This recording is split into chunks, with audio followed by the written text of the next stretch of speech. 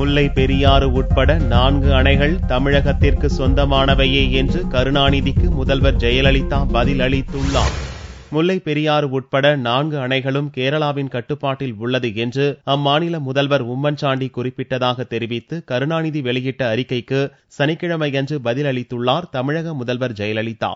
அதில் 2013ஆம் ஆண்டு டிசம்பர் 27ஆம் தேதி நடைபெற்ற 32வது அணை பாதுகாப்பு தேசிய குழு கூட்டத்தில் தமிழகத்தின் கீழ்வரும் அணைகள் பட்டியலில் முல்லை பெரியாறு, பரம்பிக்குளம், பெருவாரி பள்ளம் மற்றும் துணக்கடவு அணைகள் தமிழக அரசால் பராமரிக்கப்பட்டு வருகின்றன என்று குறிப்பிட்டுள்ளார். இருப்பினும் இந்த அணைகள் தமிழகத்துக்கு சொந்தமானவை என்ற வாசகம் இடம்பெற வேண்டும் என தமிழக அரசு சார்பில் வலியுறுத்தப்பட்டதாகவும் இந்த கோரிக்கையை அணை பாதுகாப்பு தேசிய குழு ஏற்றுக்கொண்டதாகவும் அந்த அறிக்கையில் ஜெயலலிதா கூறியுள்ளார். மேலும் முல்லை பெரியாறு குறித்து கடந்த மே மாதம் 7ஆம் தேதி அன்று உச்சநீதிமன்றம் அளித்த தீர்ப்பில் முல்லை பெரியாறு அணை கேரள மாநிலம் தேக்கடி மாவட்டத்தில் இருக்கிறது என்றும் இந்த அணை தமிழகத்துக்கு சொந்தம் என்றும் தமிழக அரசால் பராமரிக்கப்படுகிறது என்றும் தெளிவாக குறிப்பிடப்பட்டு இருக்கிறது என்றும் முதல்வர் ஜெயலலிதா சுட்டிக்காட்டியுள்ளார். எனவே கருணாநிதி கூறுவது போல் தமிழகத்தின் உரிமை எதுவும் பறிபோகவில்லை என்று அந்த அறிக்கையில் பதிலளித்துள்ளார்.